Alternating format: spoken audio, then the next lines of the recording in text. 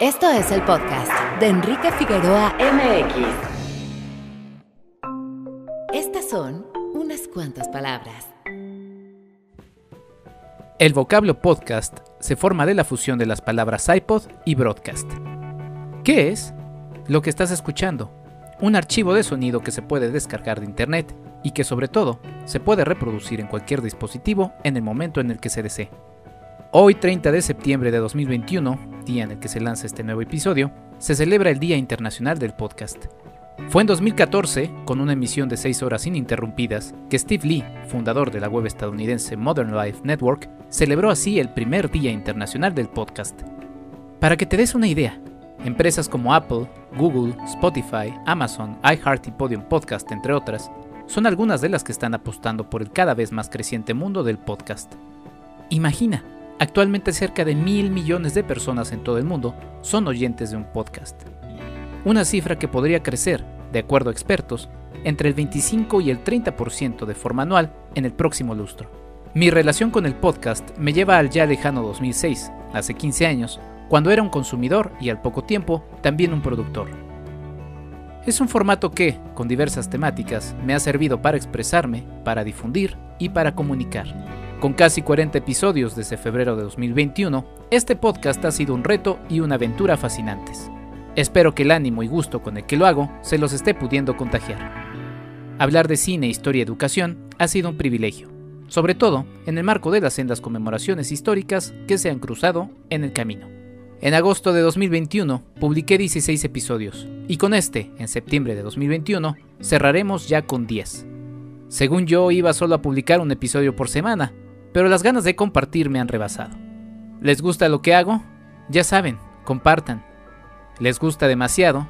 Sean parte de mis mecenas vía patreon.com/Enrique Figueroa MX. Hay recompensas. Para cerrar los episodios dedicados a los 500 años de la caída de México Tenochtitlan y los 200 años de la firma del Acta de Independencia de México, toca hablar de un videojuego basado en nada más y nada menos que el lienzo de Tlaxcala. Lejos de ser un producto aburrido, Yaopan, una historia de la conquista, resulta en extremo divertido. ¡Feliz Día Internacional del Podcast! Bienvenidos a un podcast agradecido con ustedes, sus escuchas.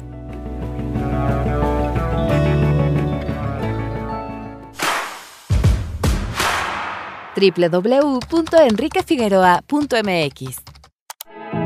Bienvenido. Este es nuestro invitado de la semana. Muy buenos días, tardes o noches, mi nombre es Enrique Figueroa Anaya y les doy la más cordial bienvenida a un episodio más de los muchos que estuvimos realizando este mes de septiembre y justamente estamos cerrando con broche de oro todos estos especiales dedicados a las conmemoraciones que pues básicamente, bueno, todavía hay una más por ahí o hay dos más que todavía quiero rescatar a lo largo de este año.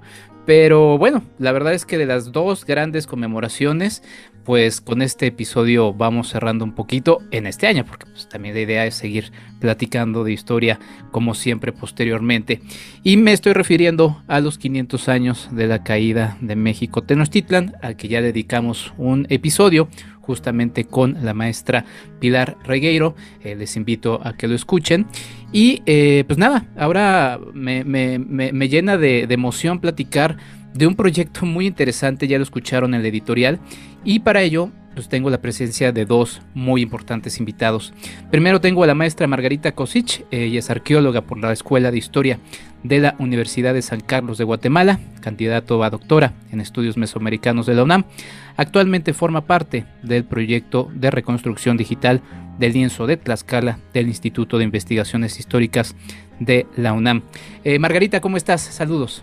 Hola, ¿qué tal, Enrique? Mucho gusto de conocerte y es un gran gusto estar aquí con la gente que nos escucha. Te agradezco mucho, Margarita, y también nos acompaña el doctor Antonio Jaramillo. Él es historiador de la Universidad de los Andes de Bogotá, maestro y doctor por la UNAM.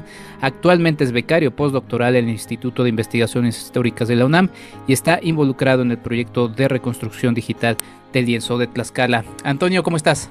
Hola, Enrique, mucho gusto. Aquí muy feliz de compartir este espacio con ustedes. Pues muy feliz de tenerlos a los dos. Ya lo había explicado en algún episodio anterior. Yo siempre soy muy respetuoso de los títulos. Cuestan mucho trabajo y muchas horas de estudio y de lecturas y demás. Pero bueno, los dos invitados me permitieron tutearlos. Se los agradezco muchísimo. Pues a ver, vamos a empezar un poquito es un tema que da para mucho, pero justamente a partir de Yao Pan, pues quizá voy a empezar con una pregunta que podría parecer pues un poco obvia, Margarita.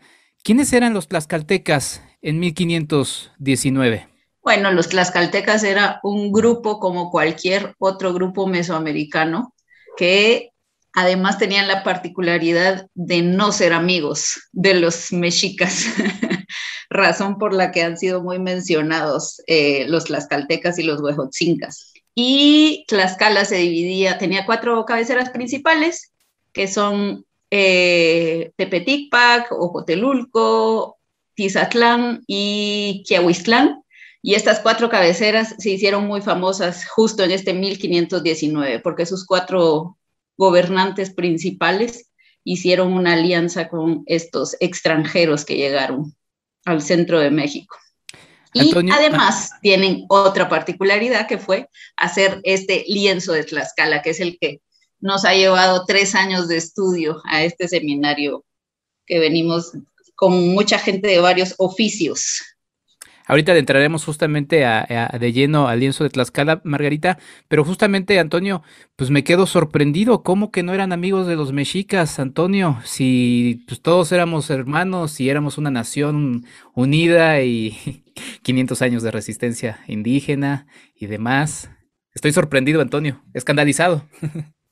No, pues si bien los tlaxcaltecas compartían con los mexicas muchas tradiciones y muchos rasgos culturales, como la lengua o como considerarse migrantes de Chicomostoc y del norte, por supuesto que eso no quería decir que fueran el mismo grupo homogéneo. Después de los 300 años de la imposición española en México y de 200 años de legalización liberal en el territorio de lo que hoy es México, tendemos a pensar a los pueblos indígenas como homogéneos, ¿no? No hay que olvidar que indígena viene de la categoría legal de Imperio Español, de indio, pero esta no es una categoría cultural, es una categoría que oculta la enorme diversidad cultural, lingüística, política y económica de Mesoamérica. Indio e indígena no son realidades en el siglo XV ni a comienzos del siglo XVI. Estamos muy acostumbrados a entender la historia de México y la historia de toda América Latina en bloques raciales, blancos, indios, negros. Sin embargo, esto no es solo que la herencia racista de México de los siglos XVIII y XIX, y debemos aprender a tener más sensibilidad cultural por todos estos pueblos y entenderlos en su especificidad y en su diversidad. Margarita, ¿cómo era entonces la relación social y política de los tlaxcaltecas, en particular con los mexicas? Sí, Enrique, la verdad es que era muy conflictiva y como dije hace un rato, los mexicas apreciaban mucho tener guerras con los tlaxcaltecas y los huejotzincas. Eran los mayores cautivos que podían obtener en las guerras que se realizaban en el siglo XVI. Así que, así como dijo Antonio, aunque tenían un origen común, ya en ese momento no eran la misma familia definitivamente. Y en Tlaxcala también había muchos asentamientos otomís, que eso también es poco hablado normalmente, solo se hablan de los nahuas en Tlaxcala, pero Tlaxcala también tenía grupos otomís. Entonces, y los grupos otomís a veces también tenían sus propias relaciones con otros grupos nahuas, otomís y todos los otros grupos culturales. Así que era una relación de tensión, diría yo. Y eso fue lo que ayudó mucho a que se realizara esta alianza de la que seguramente vamos a hablar. Sí, para nuestros escuchas, pues bueno, voy a poner dos ejemplos que quizá podrían ser muy burdos, pero pues piensen en sus propias familias y piensen en sus vecinos y piensen también en la diversidad y complejidad de una ciudad como Ciudad de México, que es de donde estamos realizando esta entrevista. Entonces no podemos hablar de algo homogéneo ni siquiera en círculos tan pequeños. Y justamente esto que mencionaba Margarita, Antonio, pues cómo se dio la alianza con los españoles, ¿no? Este grupo reducido, ¿no? También son de las cosas que se han estado difundiendo, porque pues no eran una mayoría, se fueron haciendo de una mayoría a partir de alianzas. ¿Y cómo es que se dio la alianza en particular con los tlaxcaltecas? Perdón, en septiembre de 1519 llega a territorio tlaxcalteca un ejército ya compuesto por mayoría mesoamericana, ¿no? Cuatro de cada cinco combatientes de los que llegó a Tlaxcala eran zempoaltecas. Solo un quinto era español. Entonces también no hay que perder la perspectiva que el ejército invasor o conquistador siempre fue de mayoría mesoamericana. Los españoles nunca fueron mayoría en esta historia. Llegaron en septiembre a territorio tlaxcalteca y se da en Tlaxcala una gran discusión de cómo enfrentarse a estos recién llegados. Decidieron optar por una estrategia mixta. Se le combatía de día y se les daba al anochecer o la tarde comida. Esto porque dentro de las estrategias militares mesoamericanas estaba muy mal visto vencer al enemigo por hambre. Era parte del honor militar derrotarlo en la batalla, pero no agotando sus recursos materiales. Entonces hay más o menos 2 semanas de combates en los que los españoles y los zempoaltecas ven reducida su ventaja al mínimo, estaban al borde de una estrepitosa derrota y el componente español de este ejército decide hacer una jugada inesperada y es atacar a la población civil por las noches. Hacían pequeñas campañas en contra de poblados en donde había civiles, hombres, mujeres, niños que no estaban combatiendo y arrasaban con todo, cometían asesinatos, esclavizaciones. Esto le resultó a los tlaxcaltecas demasiado costoso. La violencia de los españoles, no su poder militar o la sorpresa con la que llegaron, era un precio demasiado alto para pagar para su propia población civil. Entonces optaron por la otra salida posible, que era sumarse a este ejército, ¿no? Insisto, generalmente pensamos entre una alianza de tlaxcaltecas y españoles, pero esta fue una alianza mesoamericana mucho más amplia.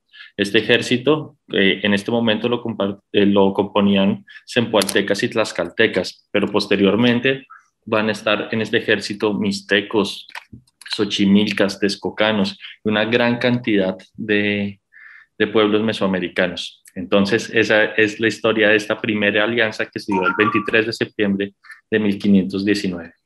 Sí, nada más para poner y colocarnos un poco en el contexto de Yaopan, esto se empieza a relatar también en la introducción, ¿no? De hecho, nos sorprende un poquito, ya iremos entrando un poquito en Yaopan, pues ver que los españoles, o sea, que no llegaron y de repente los recibieron así de puertas abiertas y demás, ¿no? Y creo que esos son algunos de los mitos que un juego, pues muy bien hecho, la verdad, Yaopan termina por demostrar. Margarita, ¿querías comentar algo al respecto?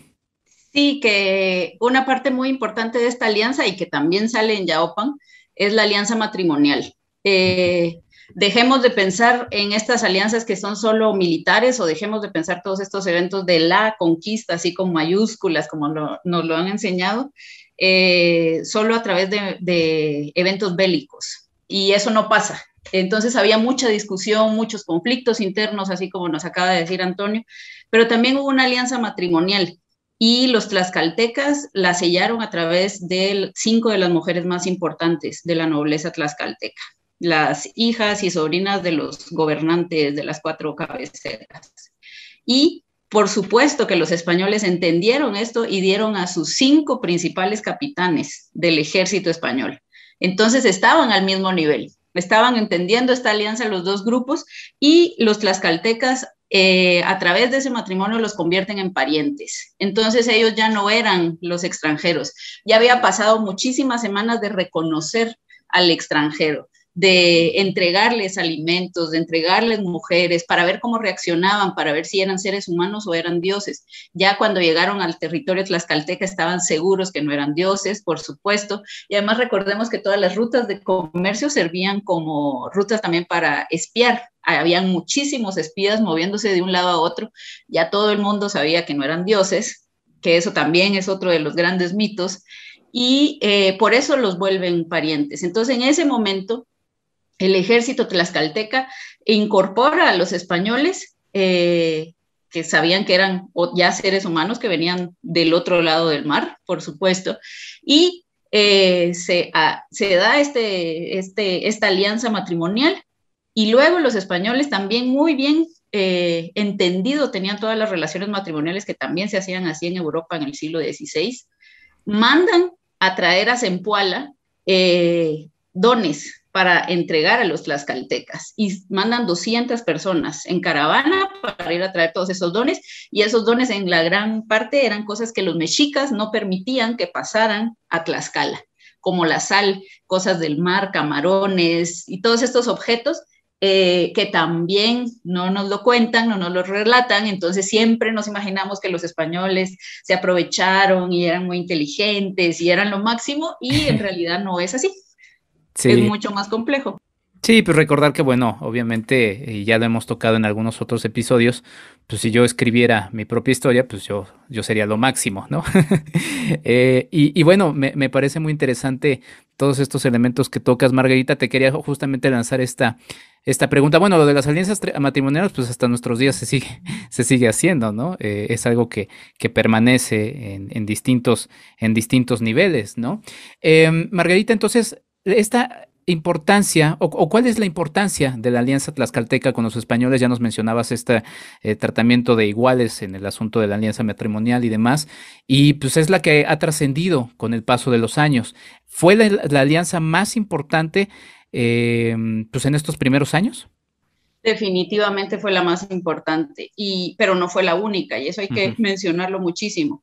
Cuando los españoles llegaron a Zempoala, también se relata en las crónicas, entre estos Bernal Díaz del Castillo, que una de las sobrinas del que llamamos el cacique, bueno, del que llaman ellos el cacique gordo, se le dio a Cortés. Entonces ya ahí vemos muchísimas alianzas. No estaba solo la entrega de las mujeres, para que las bautizaban, por supuesto, para poder tener relaciones sexuales con ellas, porque ya eran mujeres católicas, así estoy haciendo un entrecomillado gigante para todos los que nos escuchan, porque no te podés convertir al catolicismo así solo si te echan agüita en la cabeza, creo yo. Pero bueno, entonces había muchas alianzas matrimoniales, y a mí me encantaría que alguien se ponga a hacer la lista de todas estas alianzas, todas las mujeres que les fueron dadas, todos los matrimonios que tuvieron, y también la estrategia por el otro lado de los españoles y cómo los españoles entendían estos matrimonios. Porque es muy curioso, por ejemplo, en el caso de las mujeres tlaxcaltecas, que Xicoténcat le da a su hija, a Tecuelhuetzin, a su hija principal, a Cortés, y Cortés dice no, yo ya estoy casado en España. Entonces, pues pongo en mi lugar a Pedro de Alvarado para que él tome. Entonces, esos detalles que muchas veces no se nos relatan también, que estaría pensando un español al decir, no me voy a casar porque yo ya estoy casado. Pero por el otro lado, por supuesto, sabemos que Cortés tuvo una infinidad de hijos con muchas mujeres mesoamericanas. Entonces, son estas alianzas y cómo cada quien entiende esas alianzas. Sí, bueno, las creencias religiosas nunca han sido límite para los... bueno, para varias cosas, ya después platicaremos un poco de eso. Nada más para precisar, Margarita, entonces, ¿no hay alguien que esté trabajando en las distintas alianzas? Porque también otro escándalo, ¿no? No solamente es la culpa de los tlaxcaltecas, ¿no? ¿Cómo podremos... nadie está trabajando en la culpa de todos los demás? Creo que es muy difícil decir que alguien trabaja en la culpa de alguien más. Pero bueno, yo creo que ahorita hay muchas, de hecho he estado leyendo varios propuestas de investigación de chavas de licenciatura y maestría que están buenísimas. También ya usando todo este enfoque del feminismo. Por supuesto, hay que tener cuidado porque estamos hablando del siglo XVI. O sea, no podemos trasladar las ideas y los enfoques teóricos actuales al siglo XVI, pero hay muy buenas investigaciones que están resaltando todas estas alianzas y dejar de verlas como que las mujeres solo se usaban y se les quita esa decisión que tienen. Y por el otro lado, por supuesto que ellas estaban cumpliendo su rol. Pero lo que vemos, al menos en el lienzo, en la época de las conquistas, de todas estas batallas mesoamericanas, es que las mujeres empezaron a tomar roles de intérpretes, de traductoras, estaban liderando ejércitos, o sea, tienen muchísimos más roles de los que estamos acostumbrados a pensar. Y el Antonio levantó la manita y quiere decir algo. Sí, me siento como profesor, pero más bien soy el alumno. Ustedes aquí me están enseñando. Antonio, por favor, querías precisar algo. Yo quería solo abundar en tu pregunta que la alianza del 23 de septiembre de 1519 es tal vez uno de los eventos más importantes para explicarnos los 3 siglos posteriores que llamamos, y como dice Margarita, con unas comillas enormes, la colonia, ¿no? Porque precisamente desde los pueblos indígenas vencedores de esta historia, eso se vio como una alianza donde ellos eran mayoría, donde ellos permanecieron en su territorio con gran autonomía y gran capacidad de gestión. La alianza entre tlaxcaltecas y este ejército conformado por zempoaltecas y españoles será el comienzo de muchísimas otras alianzas en otras partes. Y ante tu pregunta, por supuesto que hay muchos colegas que están trabajando esto a lo largo y ancho de Mesoamérica. Es más, hay toda una corriente llamada la Nueva Historia de la Conquista que hace más de 2 décadas, más o menos, está investigando la versión de estos pueblos indígenas que participaron en las guerras y alianzas de conquista, pero del lado vencedor, no del lado de los vencidos. Y esto ha venido a reformular todo lo que entendemos por conquista, pero también por colonia y en la construcción de lo que hoy es el México independiente. Entonces, por supuesto que hay muchos trabajos sobre esto y cada vez entendemos más, porque como tú también lo dijiste, generalmente tendemos a privilegiar la visión española, ¿no? La visión de los que se sentían o nacidos en la península ibérica o sus descendientes directos. Y esta población nunca superó el 1 o el 2% de la población no hispana. Apenas estamos empezando a comprender qué pensaba el resto del 90%. Los tlaxcaltecas son un pueblo, pero gracias al trabajo exhaustivo en archivos con lenguas indígenas, estamos apenas aprendiendo y empezando a dilucidar la versión de esta historia de los pueblos indígenas, que no es ni el de una derrota cultural y una derrota militar, como se dice en la historiografía tradicional nacionalista, ni tampoco el de la imposición de un régimen colonial imperial en Mesoamérica. Antonio, te iba a lanzar esta pregunta. Tras las distintas conquistas, entonces, ¿cuál fue la situación de los tlaxcaltecas?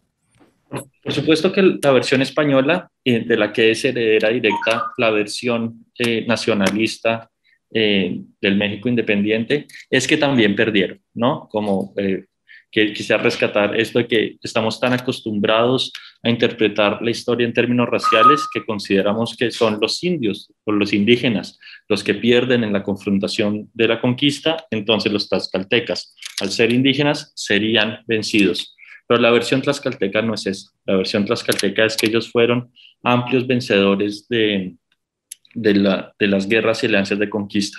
Es más, las dinastías que gobernaban Tlaxcala a comienzos del siglo XVI se fortalecieron y ampliaron su poder adentro y fuera de Tlaxcala hasta el siglo XVIII, algo que no ocurrió con los conquistadores de origen ibérico. No se implantó la dinastía ni de los Alvarado, ni de los Cortés, ¿no? Ni de los Solís. En cambio, los Xicoténcatl y los Maxicatzin sí conservaron y ampliaron su poder político. Es más, surgieron dinastías derivadas de aquellos que participaron en las guerras de conquista. Por ejemplo, los Calmecagua, que son uno de los avatares del videojuego, ¿no? Los descendientes de don Antonio Calmecagua, conservaron poder político y social de Tlaxcala gracias a que don Antonio Calmecagua había participado en estas guerras y alianzas. Tlaxcala nunca perdió territorio, es más, expandió su territorio, algo impensable en la época en que la Triple Alianza de México era su gran enemigo, y también fundó colonias en Oaxaca, en Centroamérica, en el norte de México. Todos los que se fueron al norte de México, por ejemplo, todos los tlaxcaltecas que se fueron al norte de México, recibieron el trato de hidalgos de manera colectiva, algo que es impensable en cualquier otro colectivo dentro del Imperio Español, sea de origen americano o de origen europeo. Entonces, desde la versión tlaxcalteca y desde la perspectiva tlaxcalteca, el pueblo tlaxcalteca no solo no perdió en los hechos de la conquista, sino que en los 3 siglos posteriores consolidaron y ampliaron su poder.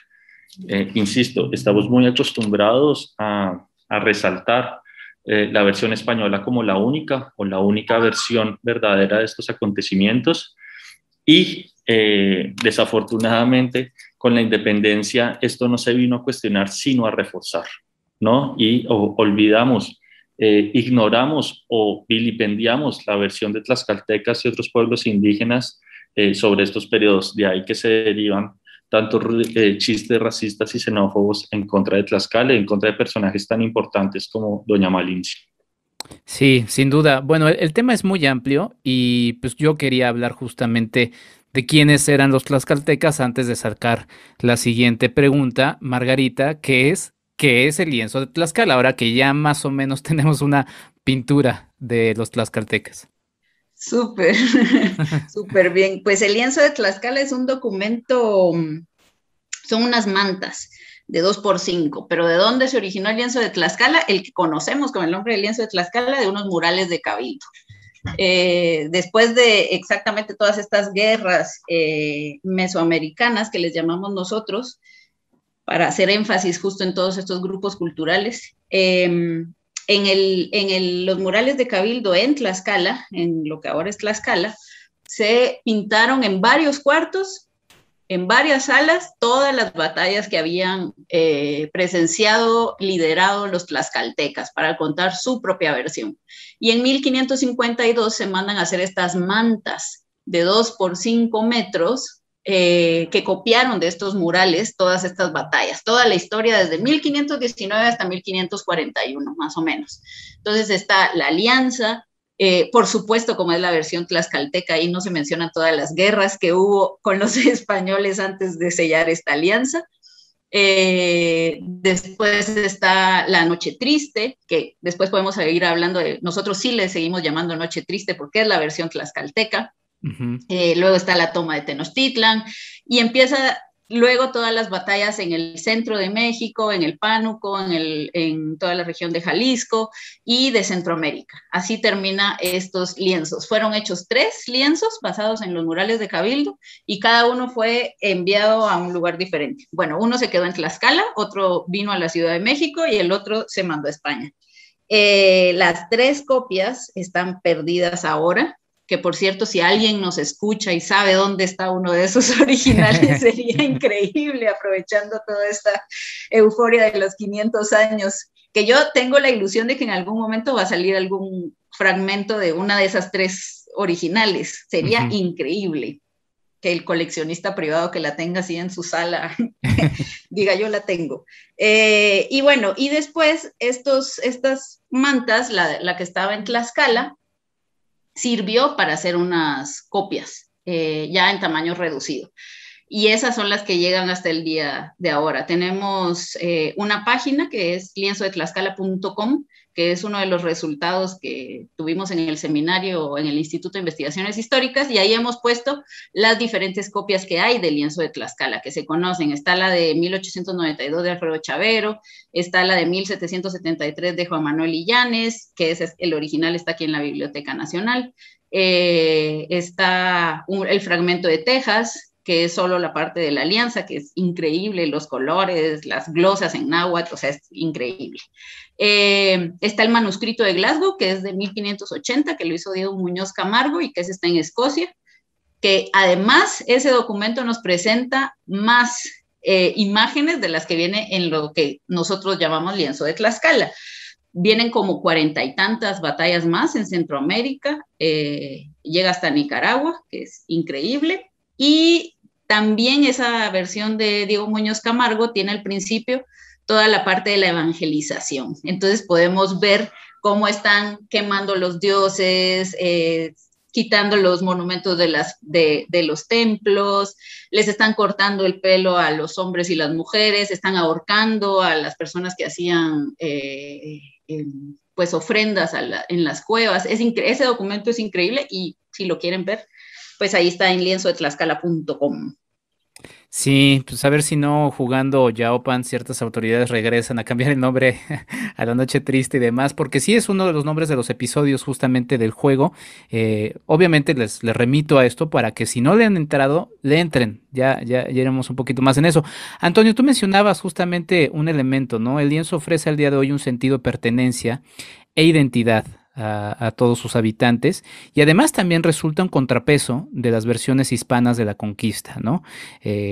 Spoiler alert, Cortés no estuvo en todas las batallas posteriores a la toma de México Tenochtitlán. Por eso es tan importante pues rescatar el lienzo de Tlaxcala, Antonio. Sí, historiográficamente es una de las fuentes que, aunque es conocida desde hace mucho tiempo, pues nunca fue una fuente oculta o desaparecida, es muy poco comprendida. En 1552 el Cabildo de Tlaxcala mandó hacer esta copia en tela de los murales del Cabildo, en donde se retratara la protagónica participación de los tlaxcaltecas en lo que llamamos conquista. Esto constituye entonces la historia más temprana hecha en suelo mexicano sobre la conquista. También es la historia más completa, pues como decías, ningún individuo o colectivo español estuvo en tantas conquistas como los tlaxcaltecas. Los tlaxcaltecas no terminan de narrar la conquista de la Nueva España con la caída de Tenochtitlan, sino que detallan todas estas regiones, el Pánuco, el norte de México y Centroamérica, que ya había comentado Margarita. El lienzo de Tlaxcala, aunque dos de las versiones fueron mandadas a las autoridades españolas, una se guardó en el Cabildo Tlaxcalteca para poder ser fuente, ¿no?, de inspiración y de la tradición cultural tlaxcalteca, orgullosa de haber participado en estas guerras y alianzas de conquista. Tanto así que muchos reclamos familiares de todas estas personas que habían participado en estos hechos hacen referencia al lienzo de Tlaxcala. Entonces fue un documento histórico, legal y artístico que se fue reactualizando a lo largo de los años. Entonces, por supuesto que es un documento excepcional para comprender no solo los hechos de la conquista, sino también todo lo que sucedió después.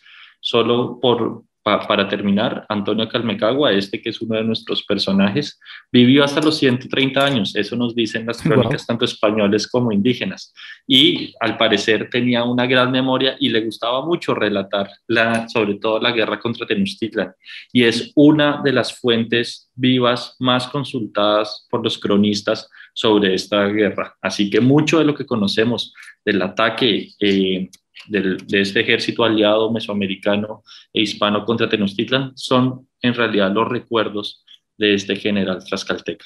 Margarita, ¿tú has levantado la mano? Margarita, por favor. Sí, solo recordar también que ahorita que Antonio decía de la versión del lienzo, ha sido el lienzo usado muchas veces como, o he oído yo investigadores que dicen, bueno, pero el lienzo de Tlaxcala ya es una versión súper europea de cómo sucedió todo. Y nosotros, entre más analizamos el lienzo, encontramos más rasgos mesoamericanos, más rasgos nahuas. Por ejemplo, el uso de escritura jeroglífica es increíble. Que los tlaxcaltecas hayan decidido poner en ese documento escritura jeroglífica para referirse a todos los lugares, pues te habla de algo. no es un documento totalmente europeo. Ellos y ellas estaban hablando para dos públicos. Ya sabían dónde estaban y estaban hablándole a un público europeo y a un público, bueno, que ahora conocemos como europeo, y a un público náhuatl, porque además tiene las glosas alfabéticas en náhuatl también.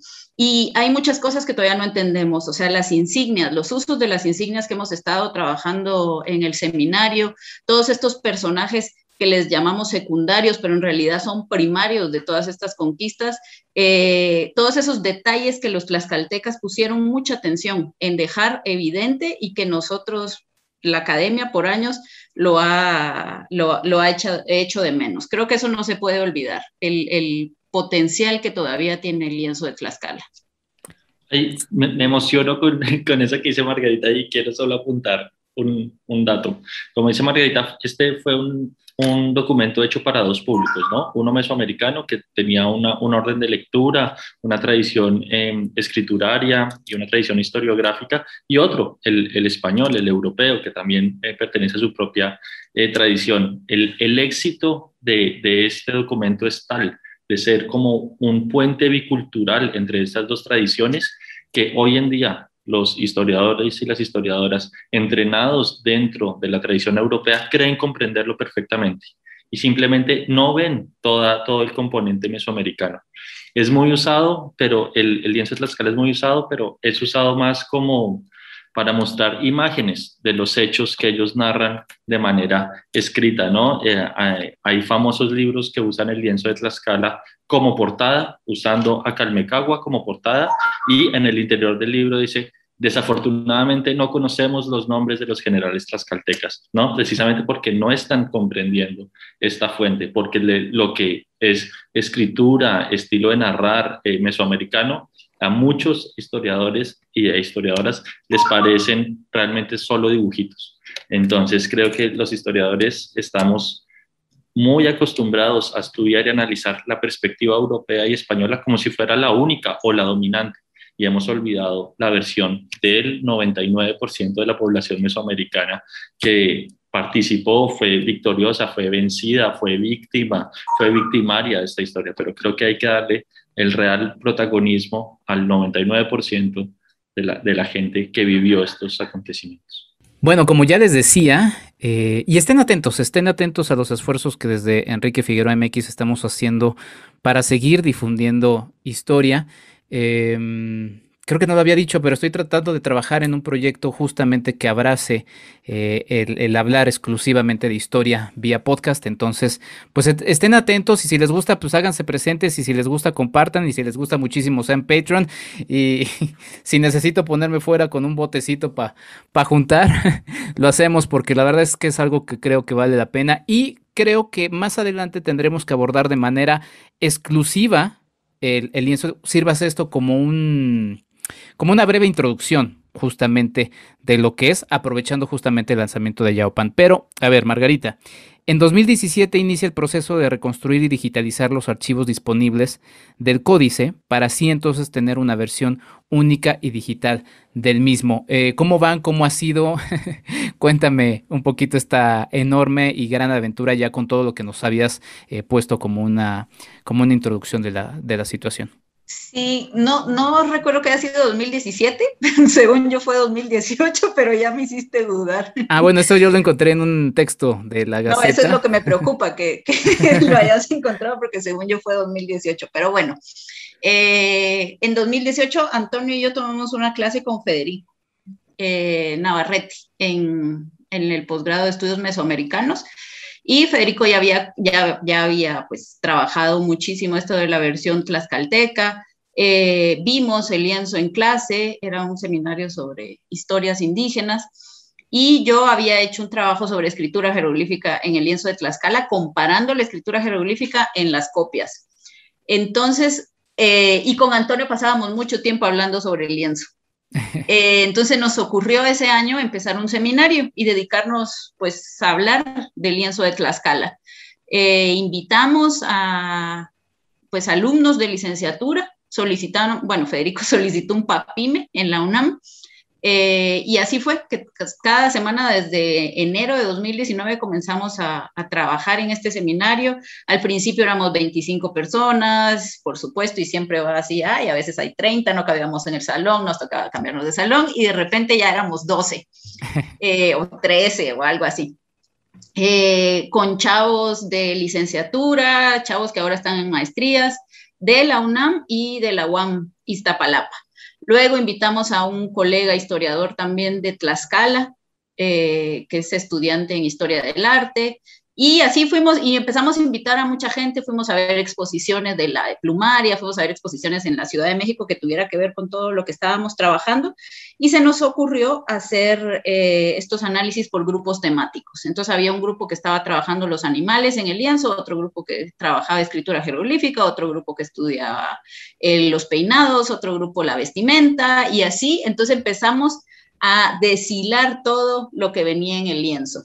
Y eso nos ayudó muchísimo que todos los que llegaron al seminario, todas las personas que estábamos ahí, trabajábamos otra cosa. Entonces todas y todos llevábamos una visión diferente de lo que veíamos en el lienzo, y eso siempre ayuda muchísimo. Todas y todos queríamos y estábamos buscando cosas diferentes. Y luego se nos ocurrió hacer pues una base de datos, luego hicimos esta página, que fue uno de los objetivos del PAPIME, del proyecto, y recién la subimos en finales de 2020, donde además gestionamos permisos en la Universidad de Glasgow, en Escocia, para que nos dejara poner imágenes de la copia de Diego Muñoz Camargo.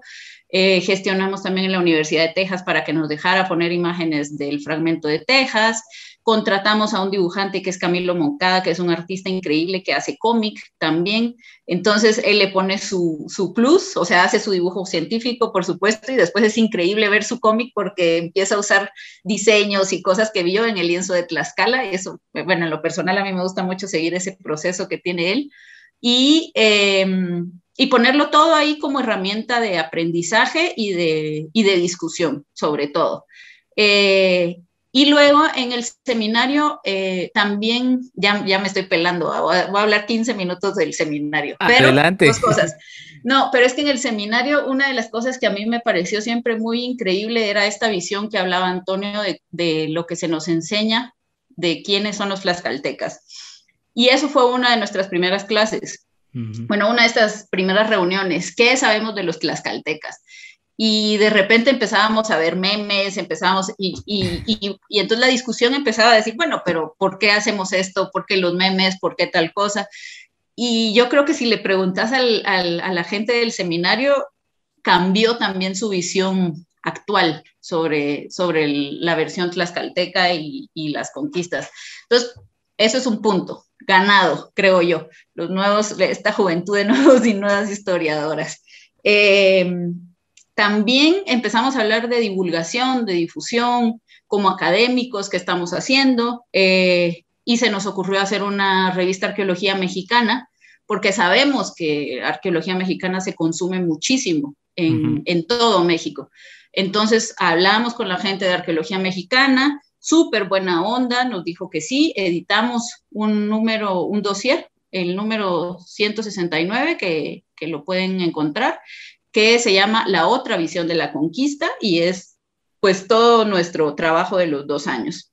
Y también en ese mismo programa de divulgación de la historia, de qué hacemos los académicos para acercarnos al público general, porque sabemos que nuestra tesis la leen 3 personas, normalmente no es el comité.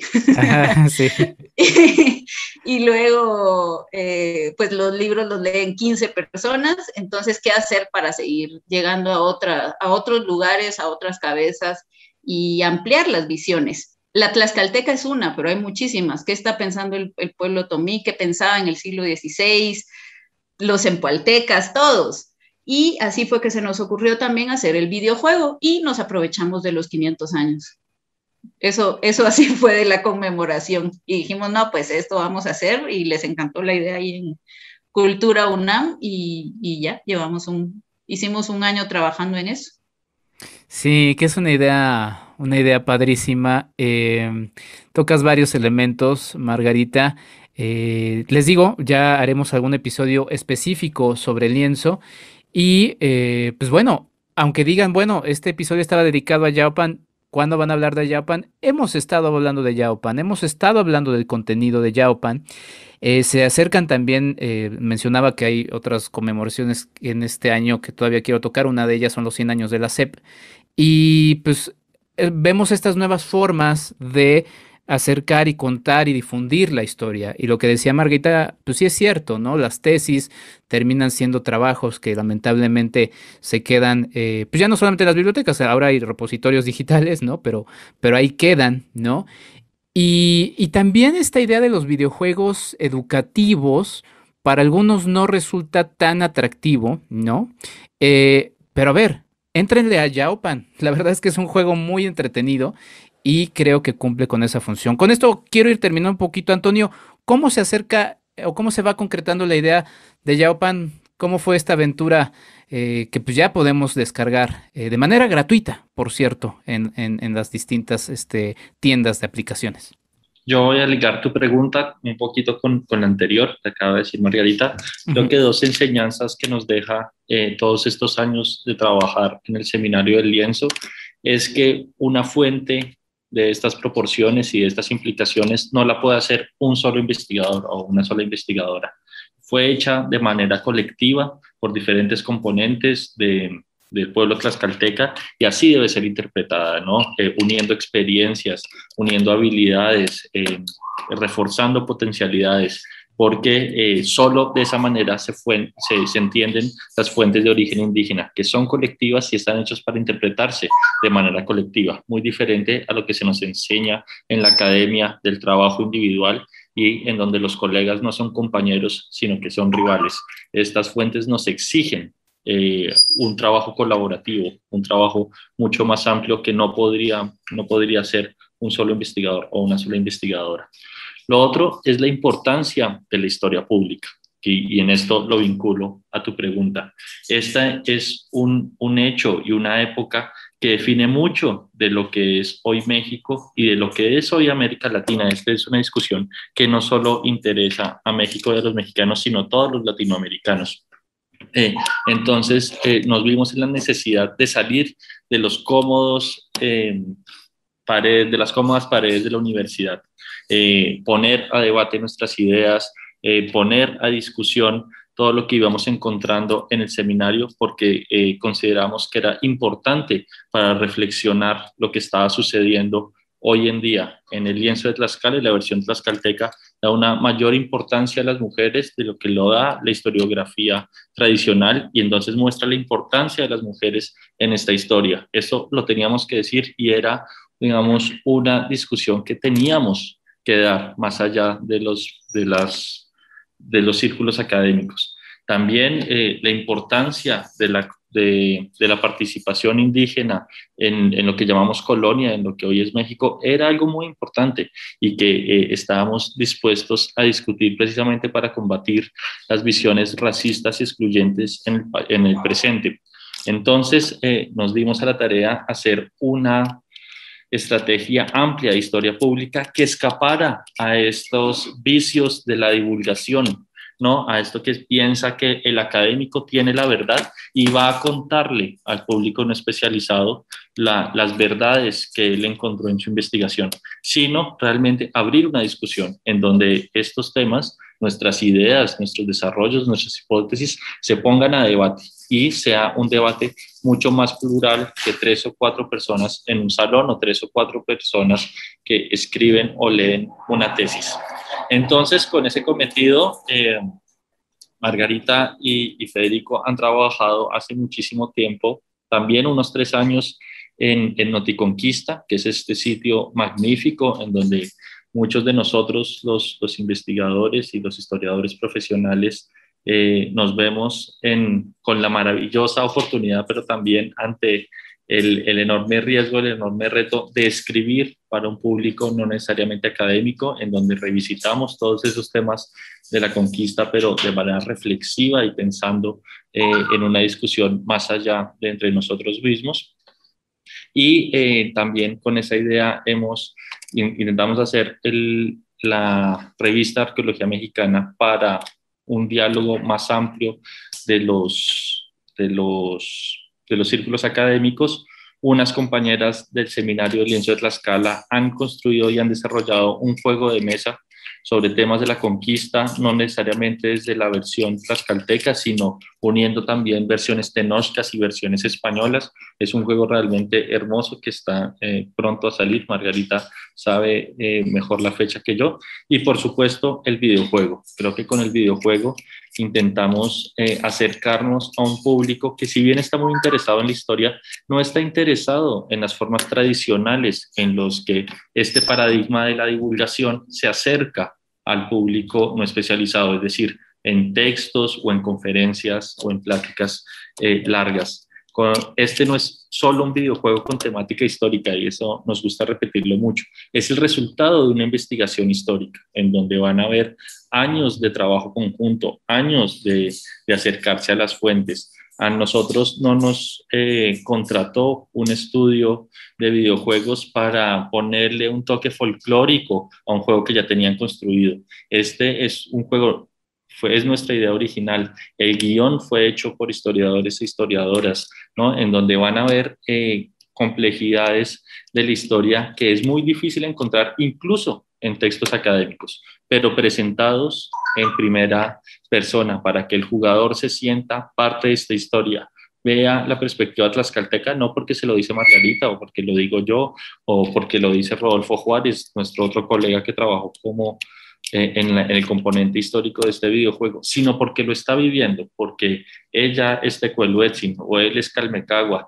y va recorriendo, va migrando con los tlaxcaltecas hacia Centroamérica. Ahí vamos a ver que muchos deciden quedarse, vamos a ver por qué deciden quedarse, ¿no? Entonces vamos a ir tejiendo todas estas historias de manera personal. A Margarita le gusta decir mucho que esta es una historia de seres humanos, de migrantes, ¿no? De personas que se enfrentan con una realidad difícil. Y así se lo va a encontrar el jugador de este videojuego, ¿no? Es un videojuego que no es fácil, no es un videojuego hecho para gente así que no se acerque a los videojuegos, sino tenemos horas y horas garantizadas de diversión y en donde vamos a encontrarnos con retos muy difíciles, tratando de emular, que el jugador emule estos retos difíciles que tuvieron los conquistadores y las conquistadoras tlaxcaltecas del siglo XVI. Entonces, fue una de las muchas formas que planeamos precisamente hacer historia pública, de historia dialógica, de una historia que abra el debate más allá de las discusiones de notas al pie y citas en las que estamos tan acostumbrados los historiadores profesionales. Pues sí, un tema muy, muy amplio, muy, muy largo. Y pues bueno, nada más quiero cerrar un poquito con esto. Margarita, ¿por qué Yaopan? Entiendo muy bien el subtítulo, Una historia de la conquista. Hay muchas historias de la conquista, ya lo platicaba Antonio, ya haremos también un episodio de seguimiento a este juego de mesa que mencionaba Antonio. Margarita, ahorita acabando la entrevista pasamos a la mesa de sugerencias de temas para los próximos episodios. Y pues la otra pregunta, y también esta será para ti, Antonio, ¿en dónde vas de los niveles, no? Porque sí, no, está bueno el juego, sí, ahí va uno. Yo todavía voy en la introducción, ya me desesperé con algunas cosas. Es lo que pasa con los videojuegos y luego regresas y vas. Está bien diseñado, ya iremos a platicar un poquito de eso también. Bueno, Yaopan, porque quisimos retomar una parte del nombre original del lienzo de Tlaxcala. En el siglo XVI le nombraban al lienzo de Tlaxcala Yaotlacuiloli, la pintura de la guerra. Entonces, bueno, te diré que como buenos ñoñazos con Antonio queríamos que se llamara Yaotlacuiloli el juego, pero los chavos de Bromio nos dijeron, bueno, si quieren tener éxito tienen que ponerle un nombre más corto, porque hicimos una lucha con Antonio y decíamos, no importa que la gente aprenda, tiene que aprender a decir tecuelhuetzin, calmecagua, eso es racismo, no sé, o sea, nos echábamos aquellas grandes discusiones, pero al final dijimos, pues sí, desgraciadamente tiene que ser un nombre corto, porque si no nadie lo va a poder recordar qué es lo que queremos. Entonces, y sí, hicimos una reunión con unas amigas de una radio comunitaria náhuatl, Radio Tzinaca, y les contábamos qué era el lienzo, cuál era el objetivo, qué era lo que pues les contamos del seminario y les contamos también del videojuego y les pedimos sugerencias que nos ayudaran con el nombre. Y ellas nos hicieron una lista de sugerencias que tenía que ver con lo que nosotros queríamos transmitir en el videojuego, y una de las sugerencias fue Yaopan, donde nace la guerra. Y nos gustó porque retomaba un poco del nombre original de Yaotlacuiloli, solo que más corto. Y el pan, que es un locativo que pues la gente está más acostumbrada a relacionarlo en su cabeza por los nombres nahuas, los topónimos que existen actualmente. Y como ya dijiste, le pusimos a propósito un juego de la conquista, porque es solo una versión, y esperamos que dentro de unos 5 años que nos sentemos a recordar este momento, digamos, ¡ay, ya está la versión Otomí! ¡Ay, ya está la versión Huejotzinga! ¡Ah, qué chingón! Y se hizo toda la saga de las diferentes conquistas. ¿En qué nivel voy? Sí. Ya jugué todos, por supuesto. Nosotros jugábamos con Antonio todos los niveles cuando los iban mandando. Eso sí, al principio nos mandaban nivel por nivel, entonces no teníamos que volver a jugar todo el videojuego para... Por supuesto, ahora que lo retomé voy por el 4. Pero me recordé de los cholultecas tirándome las pedradas, o sea, y los barquitos de Tenoch. Bueno, hay muchas cosas. Y yo le recomiendo, le empiezo a mandar, mis amigos me están mandando ahorita capturas de pantalla con cómo van, y entonces yo les mando capturas de pantalla de los niveles más adelante para que no se decepcionen y sigan. Sí, no, bueno, es que es parte de la... Yo nunca terminé el primer Mario Bros, por ejemplo, ¿no? Es que pues es parte de los videojuegos.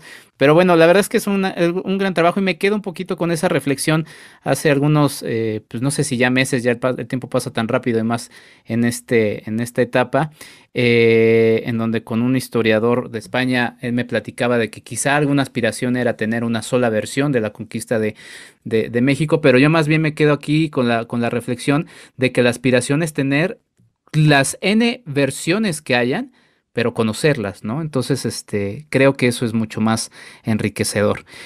Antonio, tú igual, pues ya entonces ya te lo pasaste 4000 veces. Ahorita, ¿cómo vas? Sí, yo debo confesar una adicción a Yaopan. Y lo he jugado, y desde que salió el 23 ya me lo he pasado varias veces, claro.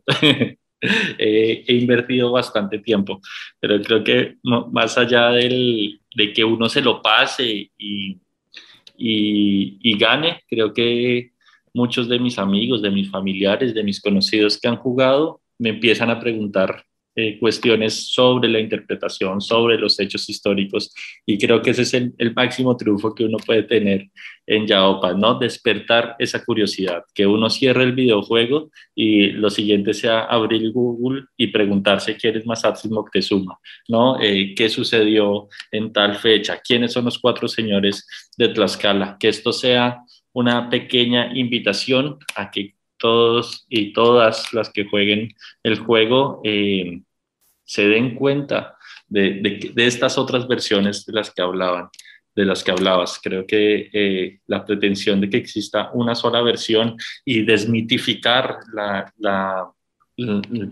los hechos de la conquista es una pretensión que no tenemos. Creo que a nosotros nos parece mucho más interesante y enriquecedor oír la multiplicidad de voces que no han sido escuchadas, ¿no? Simplemente nos hemos quedado con una versión que se ha impuesto con poder y violencia material e institucional, y que ha callado estas otras versiones que afortunadamente siguen vivas y siguen estando. Entonces es solo acercarse con curiosidad.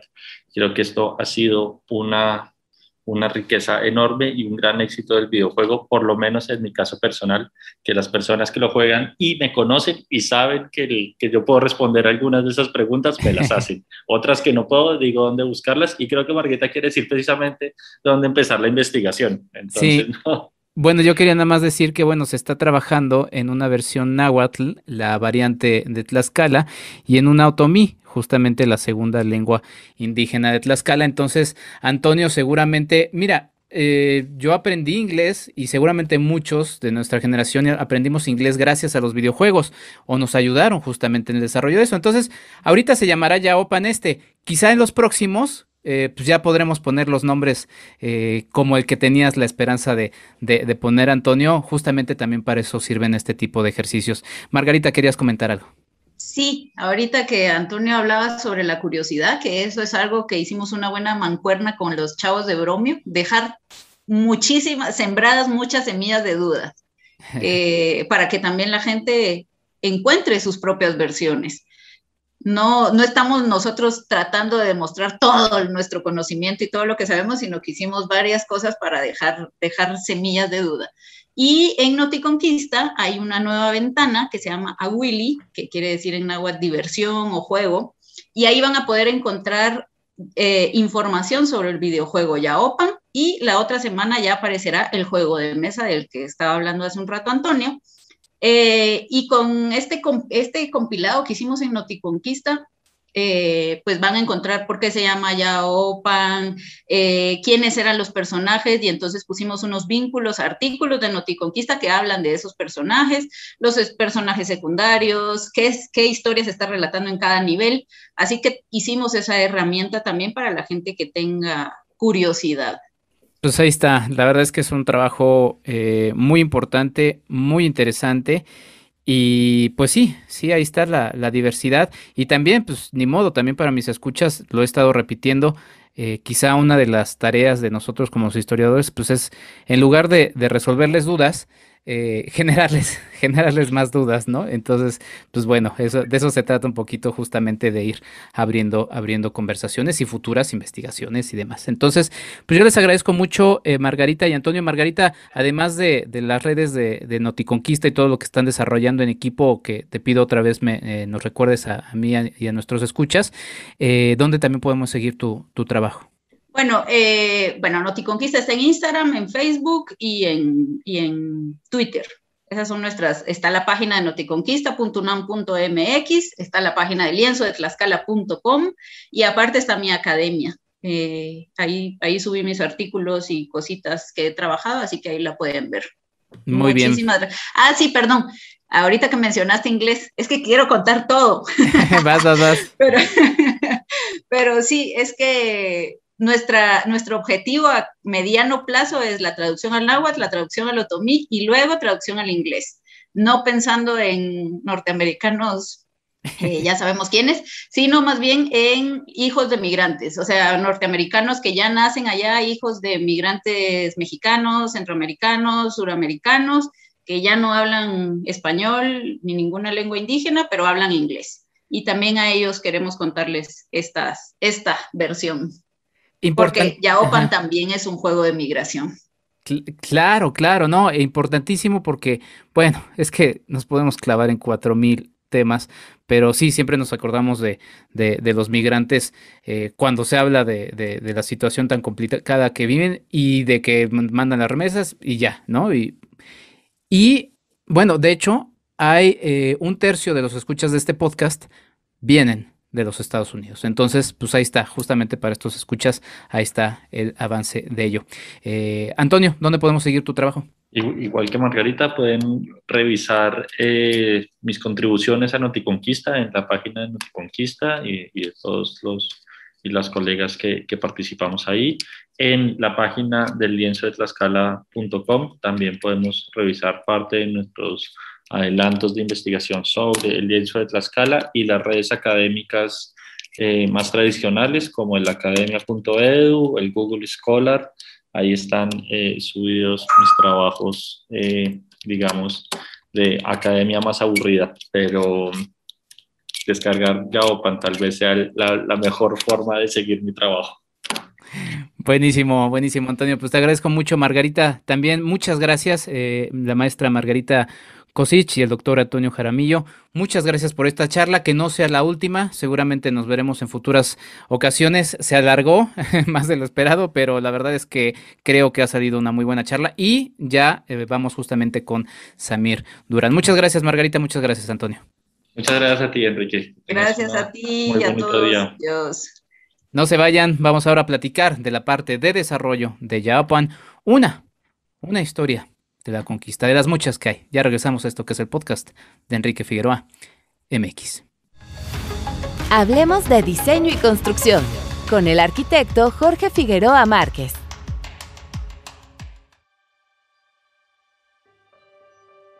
El Central Park de Taichung, en la isla de Taiwán, ganó el primer premio en la categoría Proyecto de Paisaje Público. El equipo líder de diseño es el despacho francés Mosbach Paysagistes. El clima de Taiwán es calentado por la corriente marina del Kuroshio, en el Océano Pacífico. La isla posee un clima tropical cálido y húmedo que contrarresta la cordillera, que tiene un ambiente más fresco. El objetivo de Central Park es equilibrar los excesos del clima a través de la creación de paisajes urbanos que permitan el disfrute del ambiente para sus habitantes.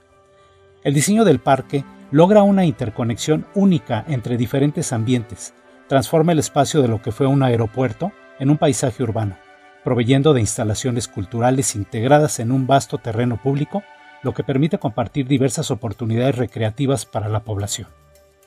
Las herramientas de diseño exploran el diseño de la litosfera, el agua, la topografía y el suelo, combinado con el diseño de la atmósfera, el calor, la humedad y la contaminación. Un mapeo superpuesto organiza una gama de paisajes distribuyendo nichos más cómodos donde las herramientas naturales y artificiales se mezclan, densifican y dilatan para resaltar 11 complejos turísticos muy cómodos. El ambiente escénico está acentuado por los recursos de la litosfera que transitan con singular recorrido por tierras de ocio, deportivas y de juego. El tráfico urbano está parcialmente cubierto por infraestructuras incorporadas al suelo del parque. En la superficie, los cerros establecen un marco de vastos horizontes de norte a sur.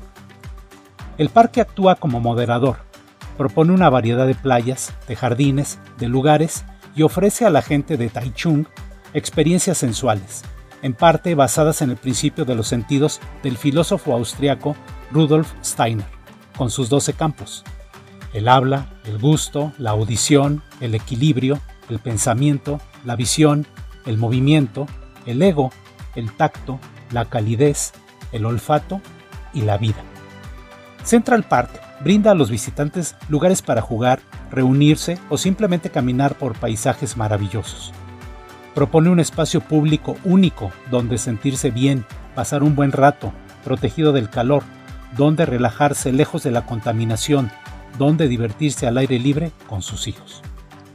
En general, los parques son hoy en día espacios imprescindibles y necesarios. Son vehículos de bienestar, de confort y de placeres sensuales para los habitantes de las grandes metrópolis. Hasta la próxima. Hablemos de diseño y construcción con el arquitecto Jorge Figueroa Márquez. Sigue a Marc y Mazá en @marquiamx en Facebook y en Instagram. Cadena de favores. Hola, somos Hugo y Pilar de Paseos Culturales ACB y queremos invitarte a nuestras charlas virtuales sobre la historia de algunas importantes ciudades mayas. El próximo 9 y 16 de octubre toca el turno a Yaxchilán, una de las principales capitales mayas de Chiapas. Vamos a recorrer su historia abordando a sus gobernantes, sus guerras y relaciones políticas, y también vamos a conocer los principales edificios de la ciudad y sobre todo sus monumentos esculpidos, que son uno de los ejemplos más bellos y mejor conservados de la cultura maya de la época prehispánica. Recuerda, es el próximo 9 y 16 de octubre de 11 a 1 p.m. El costo por ambas sesiones es de 200 pesos. Para mayores informes e inscripciones visita nuestras redes sociales en Paseos Culturales ACB en Facebook e Instagram y también en el correo paseosculturalesacb@gmail.com. Acompáñanos a recorrer caminos con historia. @Enrique Figueroa MX en Facebook y en Instagram. Y después de esta larga, pero muy pertinente introducción a Yaopan, una historia de la conquista, recibo ahora la parte del desarrollo del videojuego y recibo a Samir Durán, administrador de proyectos de Bromio. Samir, bienvenido a este podcast, gracias por aceptar la charla. No, muchísimas gracias por la invitación, muy contento de estar aquí para compartir un poco acerca de cómo fue la creación del juego y de qué trata. Pues te agradezco mucho, Samir, y pues bueno, la primera pregunta es, ¿qué es Bromio? Bueno, Bromio es una empresa dedicada al desarrollo de videojuegos. Llevamos haciendo juegos desde 2014. Hemos trabajado en un montón de plataformas, hemos hecho juegos para computadora, para consolas y por supuesto para celulares. Siempre nos hemos enfocado mucho en la creación de juegos que desafíen el status quo, nos gusta pensar, realmente juegos que propongan algo nuevo. Tal vez no vamos a reinventar la rueda, pero siempre procuramos que nuestros juegos tengan ahí algo que los diferencie del resto, tanto visualmente como al nivel de las mecánicas. Han trabajado en otras cosas, como ya decías previamente, pero por ejemplo en apps de museos, ¿no? Me encontré el app regional del Museo de Cholula, del Museo de la Revolución Mexicana, del Museo del Valle de Tehuacán. Platícame un poquito de este enlace, que es una especie de previo a lo que hacen en Yaopan. Sí, claro. De hecho, creo que fue mucho esa experiencia lo que nos empezó, o bueno, nos enfiló también a trabajar en Yaopan. Además de que hemos trabajado en videojuegos para nuestras propias marcas, hemos trabajado el desarrollo de juegos y de interactivos para terceros, como el caso de Yaopan, pero también hemos colaborado con algunos museos para desarrollar diferentes interactivos como los que acabas de mencionar, ¿no? No sé, aquí en Puebla tuvimos el gusto de trabajar con el Museo de Flor del Bosque, también con el Regional de Cholula, el Museo de la Música, entre varios otros. Realmente fue curioso, una empresa de aquí de Puebla que se dedica justo a trabajar con todos estos museos nos contactó de repente como, oigan, ya vemos que hacen juegos, pero también hacen interactivos, y fue pues muy natural para nosotros, como pues claro, o sea, son como juegos chiquitos prácticamente, aunque les quieren poner el nombre de interactivos, pues no dejan de ser de cierta forma un tipo de juego. Entonces pues para nosotros fue muy, muy bueno podernos involucrar en ese tipo de proyectos que definitivamente tienen su reto y nos da cierto tipo de versatilidad de repente al abordar nuestros propios juegos, porque tenemos esta experiencia de haber trabajado con los interactivos. ¿Cómo llega el proyecto de Yaopan a sus manos, Samir? Ay, me encanta esa historia. Estuvo muy curioso porque nos escribió Ivonne Dávalos, que estaba buscando gente que pudiera pues entrarle al proyecto.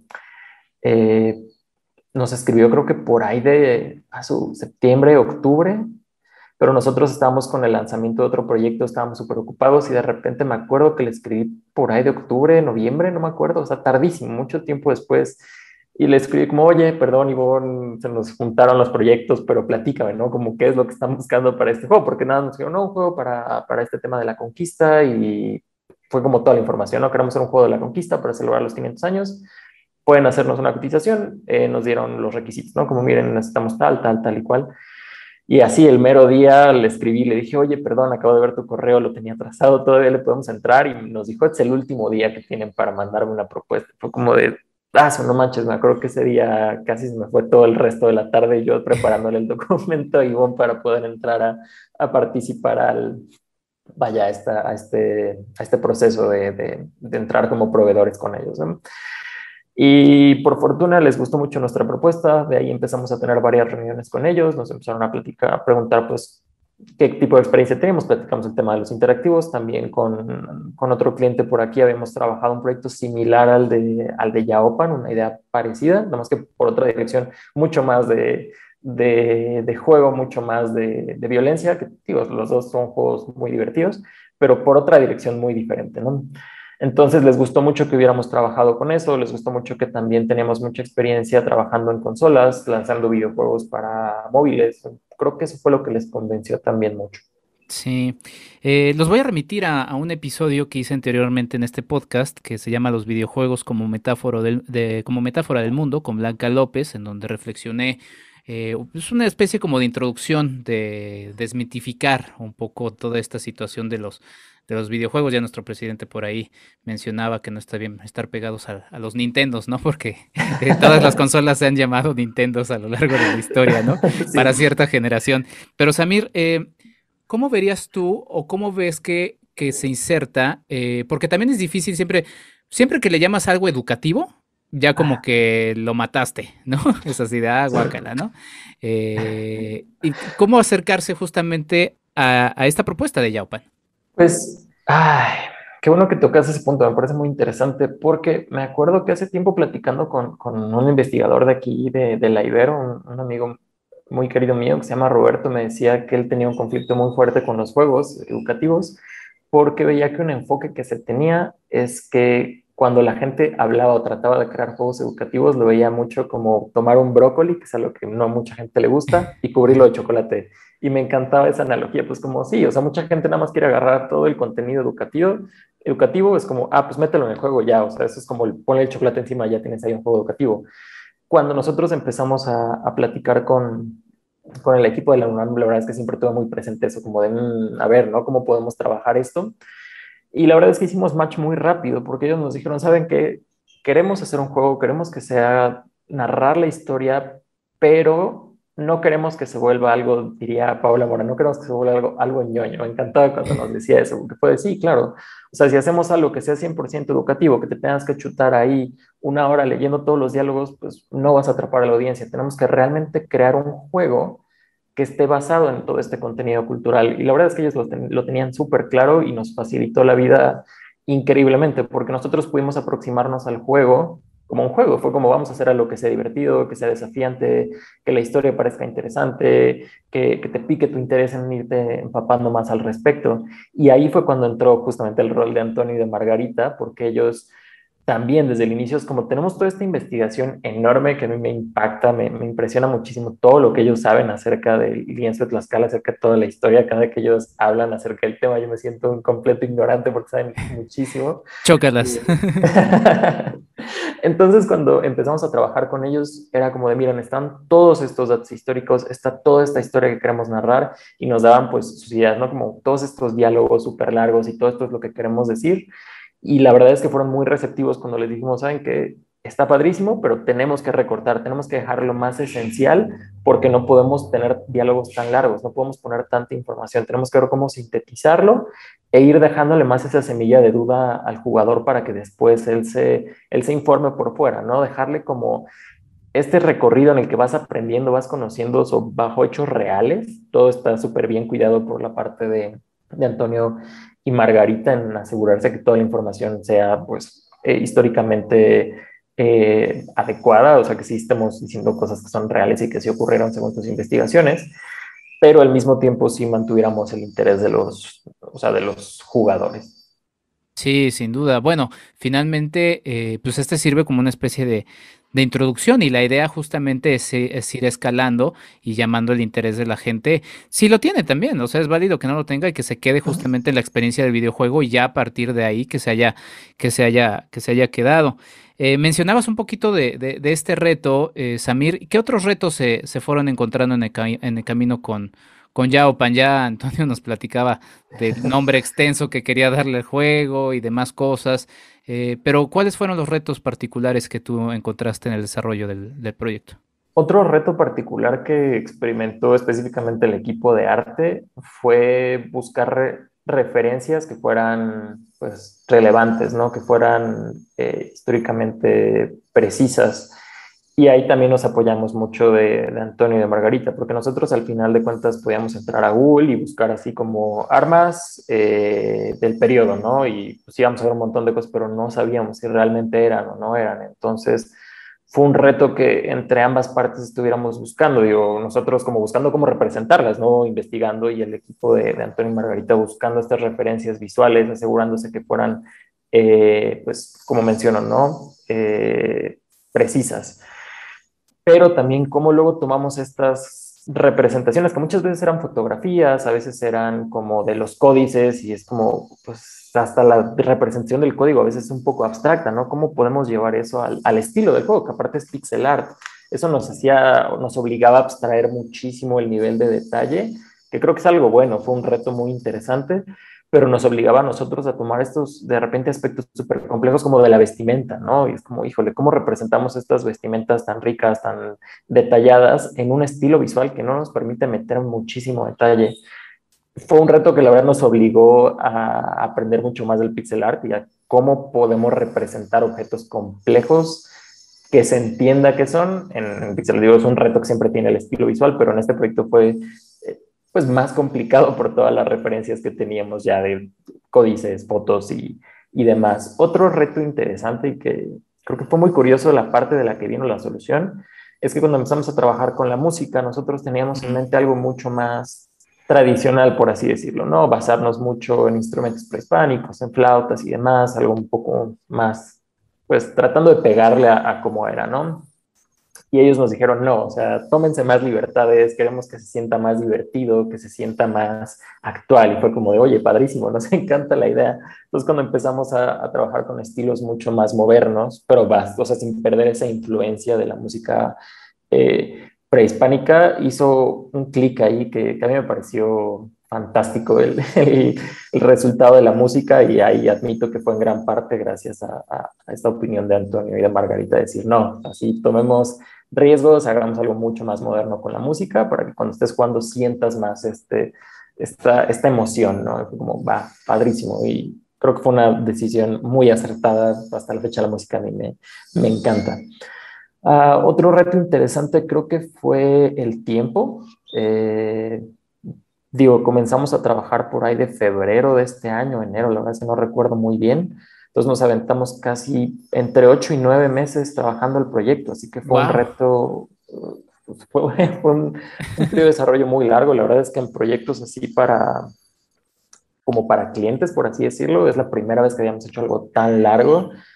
Y sí fue un reto, porque teníamos muy amarrado, por ejemplo, la fecha de lanzamiento es como en septiembre tenemos que salir porque es las conmemoraciones. Fue como, híjole, a ver, pues vamos a ver cómo le hacemos para lograrlo. Pero también hubo mucha disposición de ambas partes como para ir viendo cómo ajustarnos y cómo hacer que las cosas llegaran a buen puerto. Otro reto fue la parte de los niveles. Eso creo que también me gustaría mencionarlo.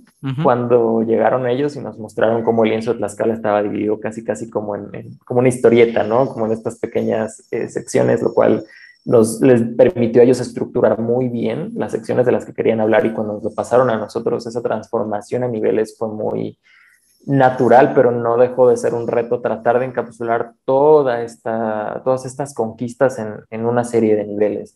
Porque como seguramente ya platicaron Antonio y Margarita, o sea, no estamos hablando solo de Tenochtitlán, o sea, estamos hablando de todas las conquistas que siguieron posteriormente, que creo que ahí va a ser ¿cómo se dice? Como una sorpresa para muchas personas, como de, canijo, ¿a poco no terminó con el pueblo de los mexicas? No, es como, después siguió muchas más cosas, ¿no? Muchas más batallas. Y sí, creo que esos fueron los retos más interesantes y más relevantes. Sí, sí, pues el juego está lleno de sorpresas desde la introducción misma, lo reflexionaba también con Antonio y con Margarita, en donde nos encontramos que pues el inicio de la alianza pues no fue miel sobre hojuelas, ¿no? O sea, no es como lo pensamos tradicionalmente, y el videojuego va justamente rompiendo varios mitos, obviamente apoyados en la investigación de los historiadores. Pero Samir, platícame un poquito de la decisión visual. A mí me gusta mucho cómo se ve el videojuego. Inevitablemente, pues uno como de nuestra generación piensa en el Mario Bros, ¿no? Piensa en estas imágenes o en estos memes en donde de repente, yo te hablo de la Ciudad de México, se ha hecho el paralelismo de Tenochtitlan o de las estaciones del metro, ¿no? Como si fueran mundos de Super Mario World, ¿no? Y me gustó mucho cómo se ve visualmente el videojuego. Esto también obedeció a que fuera más accesible para distintas celulares, o en qué, cuéntame un poquito cómo fue esta decisión, que te digo, la verdad es que yo la aplaudo, me gusta mucho cómo se ve. Sí, claro. Realmente eso ya lo tenía un poco más, bueno, o sea, llegamos nosotros con varias propuestas, platicamos diferentes formas en las que se podía realizar, pero algo que el equipo de la UNAM tenía muy claro, que les pareció una muy buena movida, era irnos por el pixel art, porque querían evocar algo más retro, algo más, como mencionas, ¿no? Que la gente cuando lo viera rápidamente dijera, pues es como esto que yo vi en mi juventud, que es más como Mario Bros. Y para nosotros como, ok, suena interesante. Por el otro lado, cuando nosotros empezamos a platicar con ellos, como, bueno, si será la mejor opción, no será la mejor opción, algunos de los, ¿cómo se dice?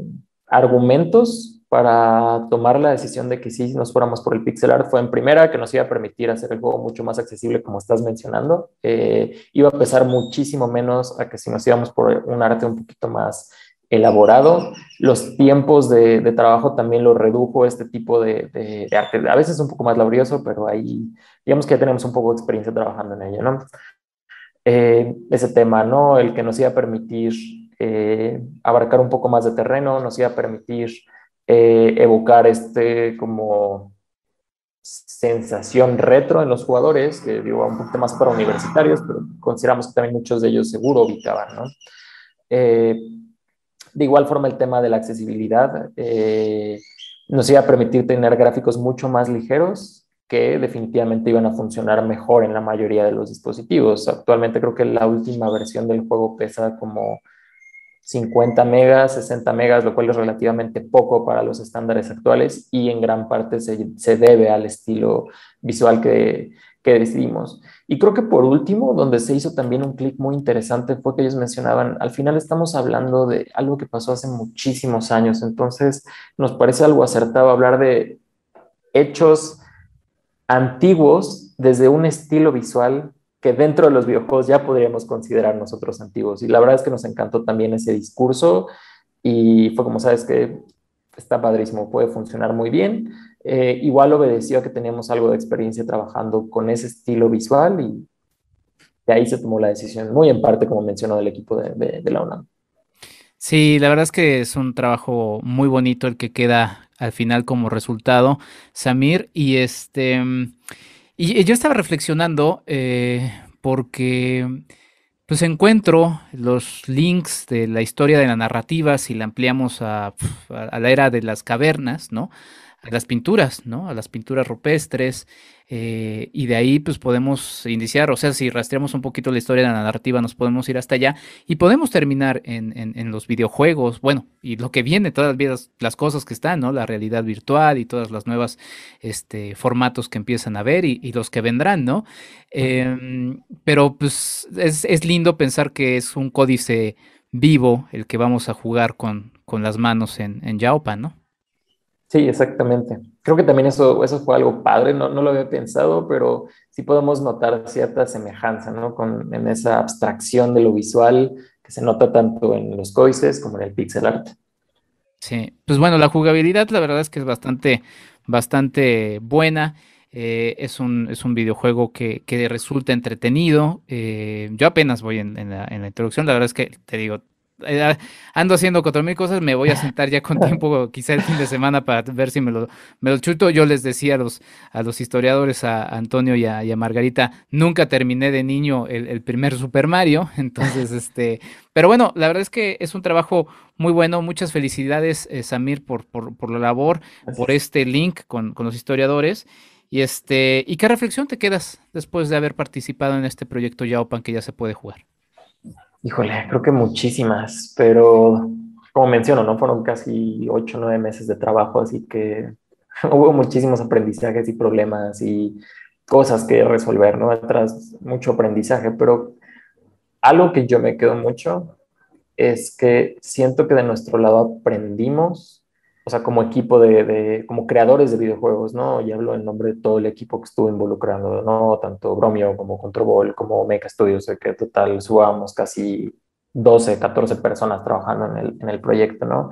Y es que aprendimos mucho de la responsabilidad que muchas veces tenemos como creadores al hacer este tipo de contenidos, que lo que estamos plasmando en este tipo de juegos va a llegar a una audiencia muy grande y tenemos que hacernos cada vez más responsables del mensaje que estamos comunicando. En este caso, realmente asegurarnos, ¿no? Que lo que estábamos plasmando ahí estaba dando el mensaje correcto, que estábamos contando la historia de la forma adecuada, que el usuario, bueno, los jugadores la estaban entendiendo de la forma correcta y también ver cómo hasta qué punto puede llegar estos contenidos, ¿no? No se va a quedar solo en que tal vez un niño o un universitario lo juegue, sino probablemente esto pueda detonar una duda, ¿no? Como de, oye, esto será históricamente preciso, ¿qué pasó en la historia? ¿Quiénes son estos personajes? Quiero saber más, ¿no? Entonces, pues creo que algo que nosotros haremos a futuro, que ya estamos haciendo actualmente, es tomar mucha más responsabilidad en los contenidos que creamos, no solo por la parte histórica, sino en los mensajes que estamos comunicando y cómo esto puede resonar en nuestros jugadores y cómo esto puede también dejarles una marca y queremos que esa marca sea positiva. Pues sí, sin duda, la responsabilidad, como bien marcas, los propios historiadores también reflexionaban en eso. Digo, la idea es que haya mucha difusión de su trabajo, pero pues sí, lamentablemente por cómo la gente luego consume contenidos y demás, pues luego sus tesis doctorales, pues quedan con muy poca difusión y finalmente este tipo de vías son las perfectas para hacerlo todavía más masivo. Eso no significa, y para mis escuchas, que se dejen de hacer este tipo de trabajos porque finalmente son la base de trabajos como el propio Yaopan. ¿Dónde podemos seguir el trabajo de Bromio, Samir? ¿Y dónde podemos seguir tu trabajo también? Sí, claro, el trabajo de Bromio lo pueden encontrar en Facebook como Bromio, con B de burro, MX, y en Twitter nos encuentran como es Bromio-dev, o Bromio Dev, no me puedo acordar. No puedo creer que este cuenta este error. Según yo es Bromio-dev, nuestro handler de Twitter. Creo que también estamos en Instagram como BromioDev, y a mí me pueden seguir principalmente en Twitter como Raciel, con Z-MX. Perfecto, Samir. Pues te agradezco mucho, Samir, administrador de proyectos de Bromio, que hayas aceptado esta charla, y pues te dejo porque pues tengo que jugar Yaopan. Tú me entenderás. Excelente, ¿no? Espero que lo disfruten, Enrique. Muchas gracias por la entrevista. Muchas gracias, Samir. Pues nosotros nos vamos con... en esta ocasión no vamos a hacer recomendación, porque la recomendación es que le entren a jugar a Yaopan en esta ocasión. Así que, pues ya, vamos a acabar este episodio. Muchas gracias por escucharme. Yo soy Enrique Figueroa Anaya. Esto fue el podcast de Enrique Figueroa MX. Nos escuchamos hasta la próxima. Esto fue el podcast de Enrique Figueroa MX. Hasta la próxima.